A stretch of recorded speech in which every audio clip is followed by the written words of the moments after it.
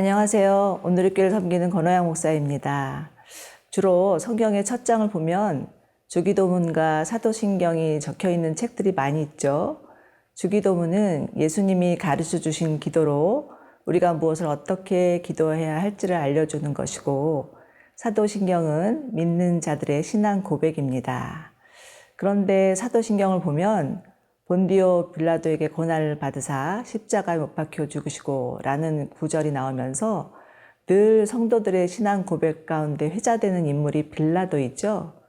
도대체 빌라도가 어떤 사람이길래 그리 많은 사람들의 입에 오르내리게 되었는지 오늘 말씀을 통해서 빌라도의 행동과 예수님의 응대 살펴보시겠습니다.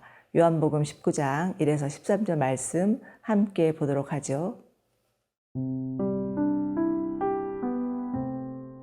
요한복음 19장 1절에서 13절 말씀입니다. 이에 빌라도가 예수를 데려다가 채찍질하더라. 군인들이 가시나무로 관을 엮어 그의 머리에 씌우고 자색옷을 입히고 앞에 가서 이르되 유대인의 왕이여 평안할지어다 하며 손으로 때리더라. 빌라도가 다시 밖에 나가 말하되 보라, 이 사람을 데리고 너희에게 나오나니 이는 내가 그에게서 아무 죄도 찾지 못한 것을 너희로 알게 하려 함이로라 하더라.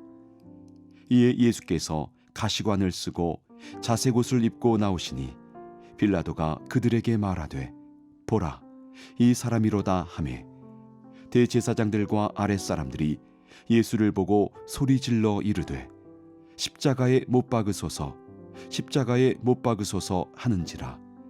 빌라도가 이르되 너희가 친히 데려다가 십자가에 못 박으라.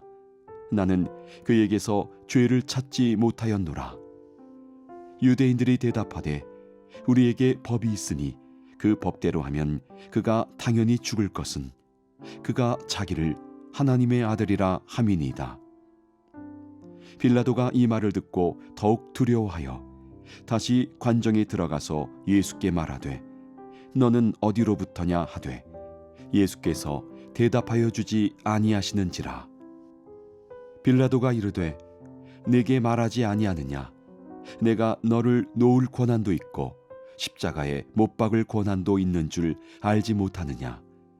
예수께서 대답하시되 위에서 주지 아니하셨더라면 나를 해할 권한이 없었으리니 그러므로 나를 내게 넘겨준 자의 죄는 더 크다 하시니라.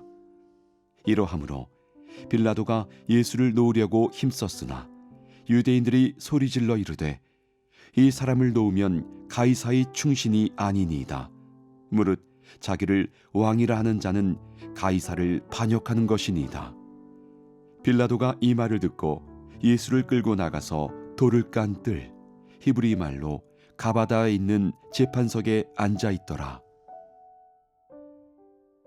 오늘 본문은 이에 빌라도가 예수를 데려다가 채찍질하더라로 시작됩니다. 빌라도는 당시 로마가 임명한 유대 총독이었죠.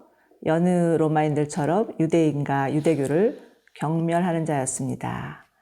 이 절을 보시면 로마 군인들도 예수님을 향해서 비아냥거리고 조롱하는 장면이 나오는데요. 군인들이 가시나무로 관을 엮어 그의 머리에 씌우고 자색옷을 입히고 앞에 가서 이르되 유대인의 왕이여 평안할지어다 하며 손으로 때리더라. 예수님이 이처럼 너무나도 힘없이 로마인들에게 조롱과 멸시를 당하는 것처럼 보이지만 막상 빌라도의 관사에서 벌어진 이 장면은 구약의 예언이 성취되는 현장이었습니다. 이사야에서는 예수님에 대해서 아주 상세하게 예언을 하고 있는데 이사야 53장 7절 보시겠습니다. 그가 곤욕을 당하여 괴로울 때도 그의 입을 열지 아니하셨으며 마치 도수장으로 끌려가는 어린 양과 털 깎는 자 앞에 잠잠한 양같이 그의 입을 열지 아니하였도다. 지금 예수님은 성경의 예언대로 십자가를 지시기 위해서 아무 반응하지 않고 묵묵히 침묵하시고 계십니다. 이에 빌라도는 비록 예수님을 멸시하고 채찍질은 하지만 마땅히 처형당할 만한 죄목이 보이지 않아서 심히 고민하죠. 대제사장들과 부하들은 소리소리 지르면서 예수님을 십자가에 못 박으라고 악다구니를 하고 있지만 빌라도는 어떻게든 자신의 책임을 면해보고자 너희가 친히 데려다가 십자가에 못 박으라. 나는 그에게서 죄를 찾지 못하겠노라 라고 말합니다. 그러나 유대인들은 막무가내였습니다. 그리고 7절 우리에게 법이 있으니 그 법대로 하면 그가 당연히 죽을 것은 그가 자기를 하나님의 아들이라 함이니라 라고 하면서 법을 들먹이고 있어요. 그런데 여러분, 유대인에게 있어서 최고의 법은 무엇입니까? 하나님께서 모세를 통해 주신 율법이죠. 그 율법에서는 예수 그리스도야말로 그들이 찾는 메시아임을 알려주고 있지만 이들은 눈이 가려서 예수님을 알아보지 못하고 오히려 신성모독죄라는 제목으로 몰고 가고 있습니다. 결국은 최고의 법인 하나님의 말씀을 무시하고 자신들의 소견대로 행하고자 하는 심산이었죠. 그런데 8절에서 빌라도의 반응을 보십시오. 빌라도가 이 말을 듣고 더욱 두려워하여 그는 어떻게든 자신의 책임을 전가하려 하지만 여러 가지 일로 민심을 잃어서 정치적인 입지가 좁아져 있었기 때문에 유대인들의 눈치를 살피기에 여념이 없습니다. 빌라도의 관사에 서 있는 유대인과 빌라도, 이들의 모습이야말로 제약된 인간상의 진면목을 여실히 드러내고 있다고 해도 과언이 아닙니다. 대제사장들과 같은 권력자들은 자신의 권력과 명예에만 관심이 있고 또 그 아랫사람들은 권력자의 눈치를 보면서 아무런 소신 없이 휩쓸릴 뿐이고 빌라도와 같은 기회주의자들은 늘 사람들의 시선과 평가에 전전긍긍하면서 틀렸어도 틀렸다는 말을 하지 못하고 자신의 자리를 유지하는 데만 급급할 따름입니다. 그러나 예수님은 이러한 죄인들을 위해서 이 세상에 오셨고 그들이 쏟아내는 조롱과 멸치를 다 당하면서까지 십자가를 지셨습니다. 그야말로 죄인을 사랑하시는 예수님의 자비하심이죠. 그리고 이 자비하심이야말로 인간을 구원하시는 예수님의 성품입니다. 시편 103편 8절에서는 여호와는 긍휼이 많으시고 은혜로우시고 노하기를 더디하시고 인자하심이 풍부하시도다 라고 말씀하고 있죠. 우리 가운데 한량없는 은혜와 긍휼을 베푸시는 주님께 우리 모두 있는 모습 그대로 나아가는 저와 여러분이 되시기를 축원합니다.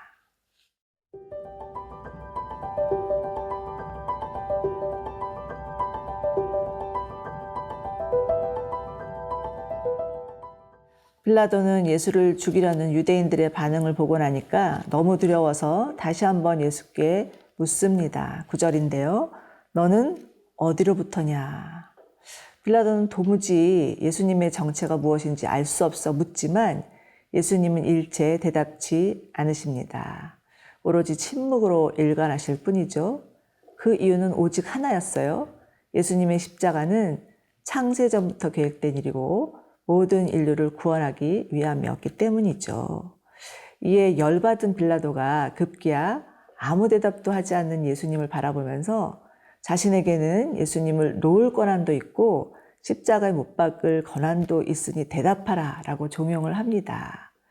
그때서야 비로소 예수님께서 11절 보시면 위에서 주지 아니하였더라면 나를 해할 권한이 없으리니 그러므로 나를 내게 넘겨준 자의 죄는 더 크다라고 말씀하십니다. 궁극적으로 예수님의 십자가 지심은 어떤 권력 있는 자의 음모나 모략에 의해서도 아니었고 군중들의 여론 때문도 아니었죠. 하나님은 아담과 하와가 범죄하자마자 그 범죄의 현장에서 그들을 구원할 여자의 후손 메시아에 대해서 약속하셨고 그들에게 가죽옷을 지어 입히시면서 누군가 피를 흘려야만 그들 가운데 구원이 있음을 암시해 주셨습니다.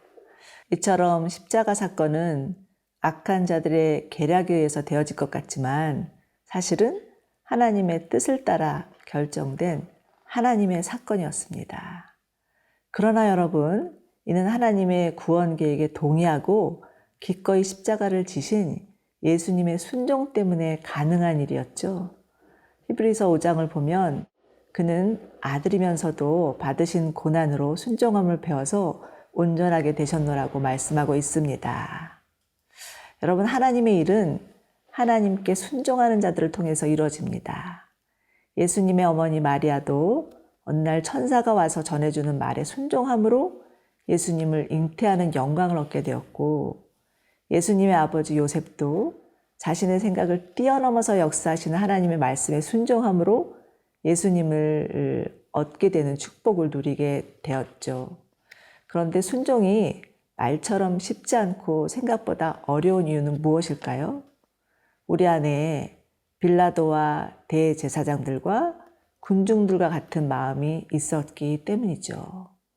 빌라도처럼 하나님보다 사람을 더 두려워하고 기회만 있으면 출세할 생각으로 가득하고, 또 대제사장들처럼 자신의 명성과 권력을 유지하기에만 급급하고, 또 군중들처럼 부하내동하는 죄성이 있기 때문입니다.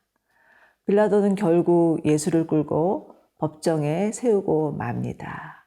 그의 우유부단함과 기회주의적 근성으로 예수를 죽인 장본인이 되고 만 것이죠.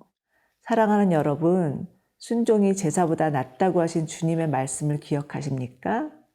제 아무리 예배마다 꼬박 다 참석하고 성경을 많이 읽고 기도를 많이 한다 해도 하나님의 말씀에 순종함이 없이는 하나님을 알아갈 수도 없고 하나님의 선한 뜻을 분별할 수도 없으며 하나님 나라에 동참할 수도 없습니다. 그러나 순종할 때 하나님을 더 깊이 만나고 믿음이 자라고 또 우리의 삶 가운데 하나님이 하시는 구원의 역사를 경험할 수 있죠. 우리 모두 순종함으로 하나님을 기쁘시게 하고 하나님의 구속의 역사에 쓰임받는 자들이 되시기를 소망합니다.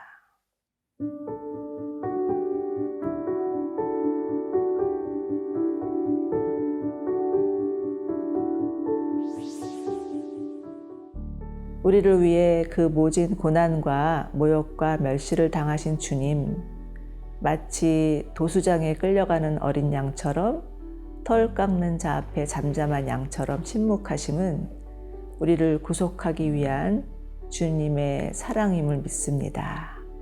우리도 예수님처럼 묵묵히 주의 일을 감당하는 자가 되게 하여 주시고 순종함으로 하나님의 뜻을 이루는 자들이 되게 하여 주시옵소서.